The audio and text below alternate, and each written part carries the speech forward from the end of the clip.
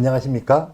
대한민국 약국 부자 만들기 프로젝트 약공 토크쇼를 시작하겠습니다. 저는 오늘부터 토크쇼를 진행할 이진희입니다. 이주영 상무님 나와주셨고요. 안녕하세요. 네. 오늘은 그 첫 번째 시간으로 인사가 만사, 임금명세서 상편을 더 좋은 세무법인의 한창훈 대표 세무사님을 모시고 일선약국에서 임금명세서 교부에 대해 어떤 부분을 어려워하는지, 어떤 문제가 있는지 말씀을 나누어 보도록 하겠습니다. 이 어려운 코로나 시국에 월급 챙겨주기도 벅찬데 임금명세서 안 줬다고 과태료 내라는 게 현실이니 이게 말이 되냐? 이런 이야기하는 분들도 많죠. 네, 약사님들 개공약국 운영하시기에 많이 힘드실 것 같습니다.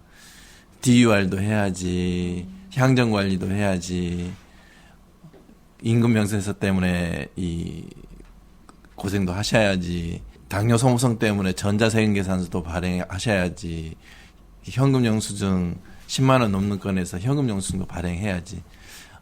이 임금명세서 때문에 고민이 많으실 텐데, 한 가지 위로 아닌 위로를 드리자면, 임금명세서 건은 직원을 한 명이라도 고용하고 있는 대한민국 모든 사업장에 적용이 되게 됩니다. 당장 저희 사무실도 11월 달 급여를 지급할 때 이 임금명세서를 교부해야 되는 그런 어려움이 있네요. 그럼 언제부터 법이 바뀌었고 약국이 적용되는 시점은 도대체 언제부터인 겁니까?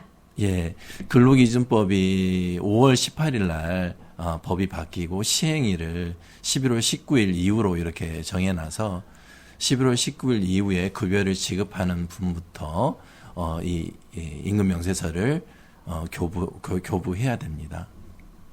그럼 당장 이번 달부터 20일 이후에 급여를 준다면 임금명세서를 교부해야 되는 거군요. 이게 기울어지는 운동량이라는 얘기를 많이 하는데 이 근로기준법이 그런 경우인 것 같아요. 대부분 경우에 근로자 편인 경우가 많이 있는데 임금명세서는 보면 월급 지급 의무뿐만 아니라 근로기준법상 지켜야 하는 다른 의무사항 중에 근로자가 어렵지 않게 바로 확인할 수 있는 내용들이 있습니다.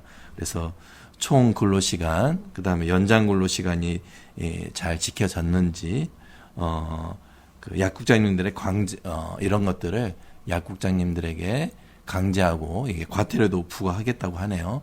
그래서 임금명세서를 보면 월급을 지급했는지 뿐만 아니고 최저임금을 위반했는지 안 했는지, 그 다음에 연장근로 가산수당을 제대로 지급했는지 안 했는지를 정확하게 체크하게 돼 있어서 그 임금명세서를 꼭 교부를 해야 될 것 같습니다.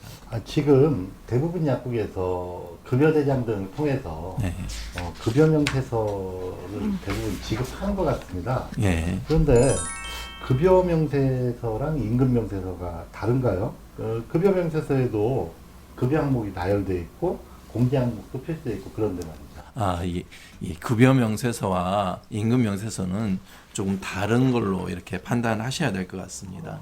왼쪽에 있는 게 급여명세서고 오른쪽에 있는 게 임금명세서인데 와, 이거 보니까 임금명세서 되게 복잡하네요. 예, 조금 복잡합니다. 이거 참 약국에서 이게 써서 주기 되게 힘들겠는데. 한번 잠깐 살펴보시면 왜 급여의 항목들이 있는 거는 임금명세서나 급여명세서나 똑같고요. 네. 그다음에 공제 항목 중에 뭐 국민연금 등 이런 공제 항목들이 있는 것도 똑같습니다.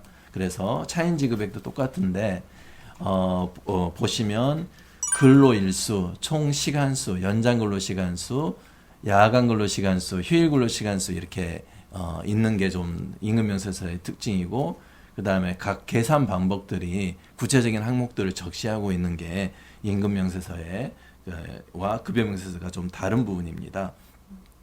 그래서 임금명세서를 보면 이 최저임금 위반과 그 다음에 연장근로수당, 연장근로 가산수당 지급 여부가 바로 확인이 되게 되어 있습니다.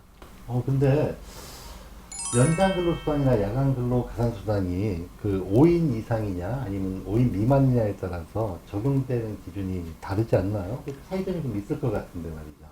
그 연장근로 가산수당 등은 이게 5인 이상 사업장만 적용이 되는데요. 그래서 근로일수하고 총 근로시간 수는 그 5인 미만 사업장이라도 표시를 해야 되고, 연장 근로시간 수, 야간 근로시간 수, 휴일 근로시간 수는 5인 미만 사업장은 기입하지 않아도 됩니다.